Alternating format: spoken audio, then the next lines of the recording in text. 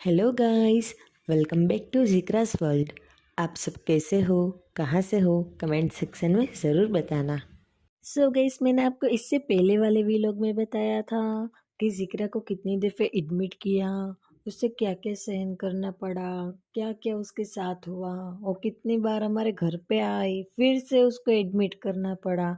आगे क्या क्या हुआ मैंने आपको बताया था कि लास्ट टाइम उसको आरटी फीडिंग देखने का डॉक्टर ने बोला था कि हम आरटी फीडिंग देंगे तो उससे उसको बेहतर लगेगा, जैसे कि लंग्स में कुछ जाएगा नहीं, उसकी वजह से उसको कुछ भी लंग्स के प्रॉब्लम नहीं हो। फोर्थ टाइम जिक्रा को एडमिट किया तब डिस्चार्ज देने के वक्त डॉक्टर ने हमको बोला कि हमने जिस तरीके से जिक्रा को आरटी फीडिंग दिया है उसी तरीके से आपको सेम पोजीशन जिक्रा को घर पे भी आरटी फीडिंग देना है। उन्होंने मुझे सब कुछ समझा दिया था कि मुझे किस तरीके से जिक्रा को ट्रीट करना है, किस तरीके से उसका ख्याल रखना है। मैं ही उसका फुल डे केयर करती थी क्योंकि हमें कोई भी नर्स घर पे अवेलेबल नहीं मिली, क्योंकि तब दिवाली का वक्त था और कुछ लोग छुट्टी पे थे और कुछ नर्स हॉस्पिटल में थे कि जो घर पे नहीं आ सकते थे।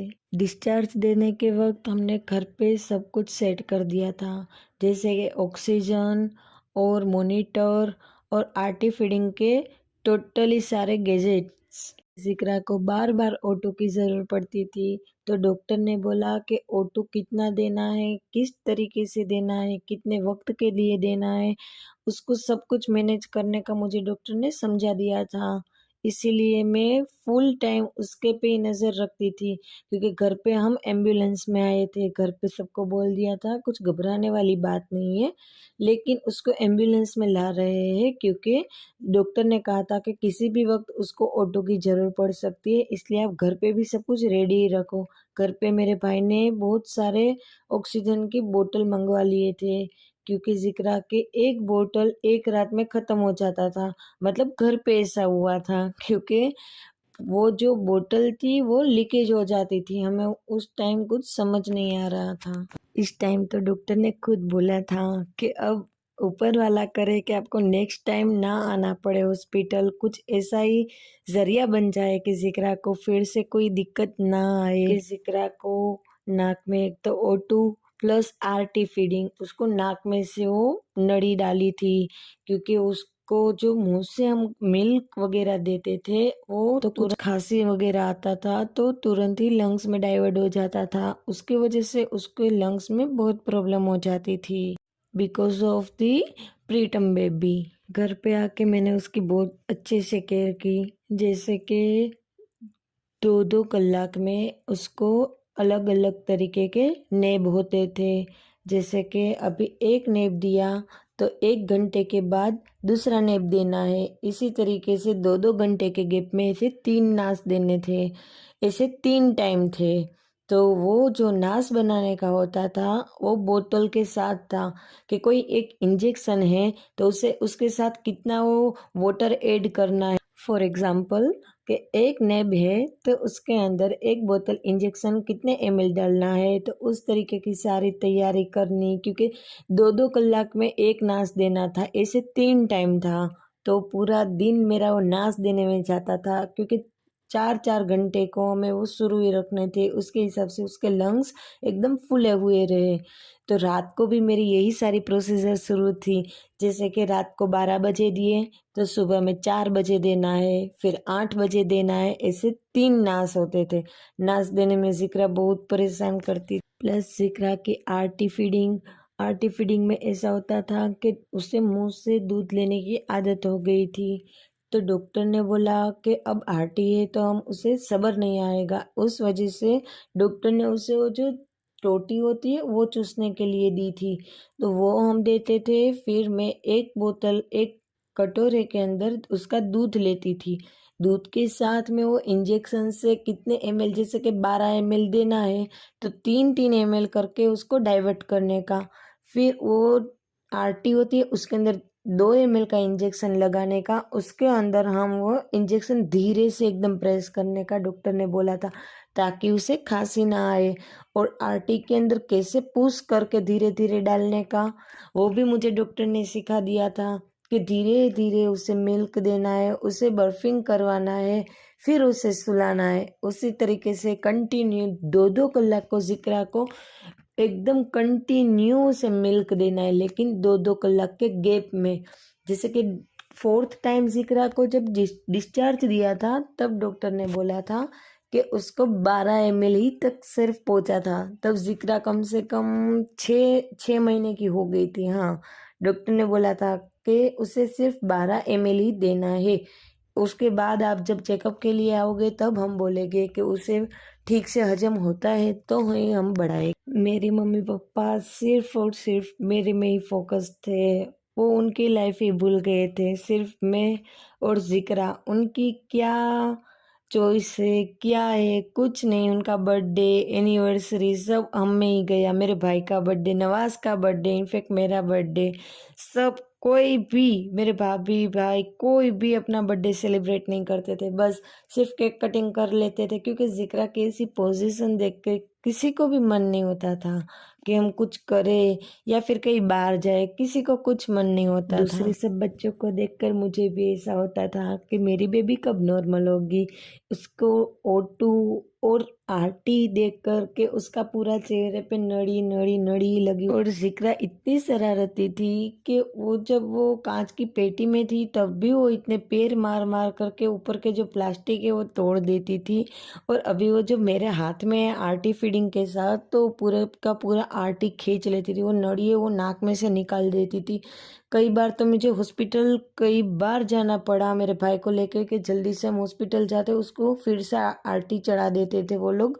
और फिर तो मुझे आदत हो गई थी तो मैं ही डाल देती थी। हमको 5 दिन के बाद हॉस्पिटल फिर से चेकअप के लिए जाना था, क्योंकि डॉक्टर ने बोला कि आप किस तरीके से केयर करते हो या नहीं वो हमको पता चल जाएगा इन्हीं 5 दिनों में। हम जब 5 दिन के बाद गए तब ज़िक्रा का वेट गेन भी हुआ था थोड़ा बहुत। तो डॉक्टर ने बोला कि हाँ आप अच्छे से केयर भी कर रहे हो और ज़िक्रा भी अच्छे से रह रही है। मैं और मेरे मम्मी दिन रात बस ज़िक्रा के ही पास रहते थे। मेरे भाभी पूरा घर संभालते थे।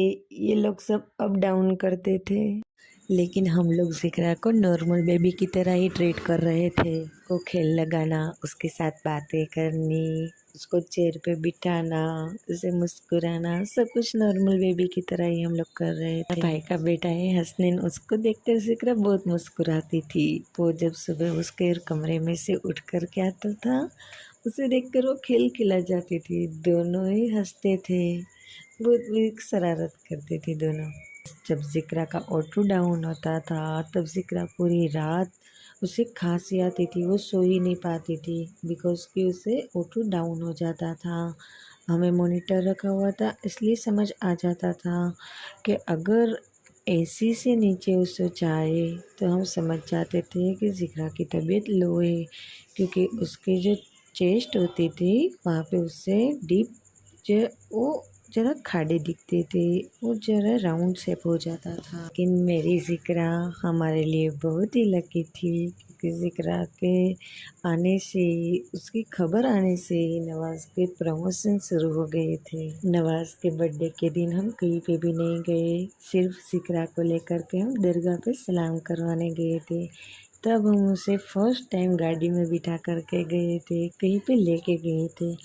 बहुत अमेजिंग फीलिंग थी। ज़िक्रा को 4 महीने के लिए आरटी फीडिंग हमने दिया था। 4 महीने कंटिन्यू उसे हमने आरटी से फीडिंग दिया था। जी हाँ, अगस्त से लेकर के नवंबर में हम जब हॉस्पिटल में एडमिट हुए फिर से, तब ज़िक्रा को आरटी वेन निकली थी। जी हाँ, मुझे पक्का याद है कि मेरी बेटी को 4 महीने के लिए आरटी लगाई थी। 15 दिन में ही उसे आरटी चेंज करवाने के लिए हम हॉस्पिटल जाते थे। कई बार तो बीच में भी जाना पड़ता था, क्योंकि ज़िक्रा नींद में भी पूरी आरटी निकाल के बाहर फेंक देती थी। कोई भी फंक्शन हो या कुछ भी हो, लेकिन ज़िक्रा की ऐसी पोजीशन देखकर कई बार मुझे अंदर से बहुत दुख होता था। ऑक्सीजन की जो नली होती थी वो लगानी ही पड़ती थी, क्योंकि वो नली बार बार निकालने से ज़िक्रा के गाल पे रेड रेड रेसेस हो गए थे, क्योंकि बार बार वो जो टेप होती थी वो निकालते थे। ज़िक्रा की स्किन बहुत सेंसिटिव थी, प्लस आरटी फीडिंग की भी स्टेप मारनी पड़ती थी, तो अगर ऑक्सीजन की ज़रूरत नहीं पड़ती हो तो बोतल में से हमें वाल्व बंद करके उसे बंद करना होता था। 11वीं की नियाज़ थी और ज़िक्रा को उसके अगले दिन ही फिर से हॉस्पिटल ले जाना पड़ा था, क्योंकि ज़िक्रा का ऑटो इतना डाउन हो गया था कि वो घर पे हम ठीक से नहीं दे सकते थे। उसे कंटिन्यू हॉस्पिटल की और डॉक्टर की ही ज़रूरत थी। लेकिन फिर भी मैं तो ज़िक्रा को एकदम नए कपड़ों में एकदम ताज़ा ताज़ा ही फ्रेश रखती थी। मैं ऐसा सोचती ही नहीं थी, नेगेटिव थिंकिंग ही नहीं करती थी अब तो, कि ज़िक्रा को ऐसा क्यों है। मुझे भी आदत हो गई थी, क्योंकि डॉक्टर ने बोल ही दिया था कि ज़िक्रा को कम से कम 2 साल के लिए ऐसे ही हमें ट्रीट करना है। आप मेंटली और फिज़िकली प्रिपेयर हो ही जाओ। जब नियाज़ थी उसके अगले दिन मुझे ऐसा था कि नहीं, मैं भी सबके साथ शामिल होगी, क्योंकि ज़िक्रा को मैं लेके पहले घर पे बैठूँगी, नवाज़ को भेज दूँगी, फिर नवाज़ ज़िक्रा के पास बैठेंगे तो मैं चली जाऊँगी। हमने ऐसा सोचा था। लेकिन वो दिन पे ही, इसके अगले दिन पे ही हम लोग हॉस्पिटल में एडमिट होना पड़ा था, क्योंकि ज़िक्रा का ऑटो डाउन हो चुका था। मुझे बहुत रोना आया, बहुत रोना आया। फिर से 4 महीने के बाद हम ज़िक्रा को वही आरटी लेकर के दूसरे हॉस्पिटल में हम शिफ्ट हो गए, क्योंकि ज़िक्रा को वो हॉस्पिटल में अब ले जाने का मेरा मन नहीं था। इसी तरीके से ज़िक्रा को मैंने घर पे ट्रीट किया, मॉनिटर के साथ, ऑक्सीजन के साथ, आरटी फीडिंग के साथ। एक माँ होने के साथ साथ मैंने एक नर्स का काम भी कर लिया। मुझे खुद पे कहीं पे भरोसा नहीं होता था कि मैंने इतना सब कुछ कर लिया। लेकिन वो कहते हैं ना कि सिर पे कभी कुछ आए तो कोई भी काम आसान हो जाता है। मुश्किल से मुश्किल काम भी आसान हो जाता है वो माँ के लिए, कि वो अपने बच्चे के लिए कुछ भी करने के लिए रेडी हो जाती है। इसी तरीके से 4 महीने मेरे गुजरे और फिर छठी बार हम दूसरे हॉस्पिटल में एडमिट हुए।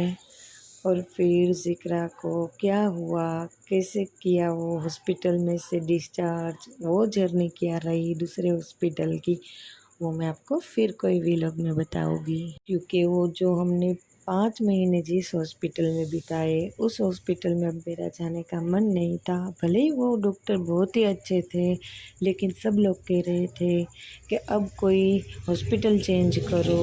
ये डॉक्टर की रीत अलग होती है। कई बार किसी के हाथ में झंस होता है, कई बार उसको कोई मेडिसिन क्या देनी क्या नहीं, वो कोई और डॉक्टर सजेस्ट करता है। इसीलिए वो डॉक्टर भी बोले कि कोई बात नहीं, वो मेरे सीनियर ही है, आप उस हॉस्पिटल में ले जाओ। उसके आगे क्या हुआ, दूसरे हॉस्पिटल में हमारी जर्नी कैसी रही, क्या हुआ, वो मैं आपको फिर कोई व्लॉग में बताऊंगी। लेकिन अगर किसी को भी मेरी तरह पार्शियल मोल हो, या फिर प्रीटम बेबी हो, या फिर मेरी ज़िक्रा की तरह किसी के भी बच्चे के साथ इसी तरीके का हुआ हो, तो प्लीज़ हिम्मत मत हारिएगा।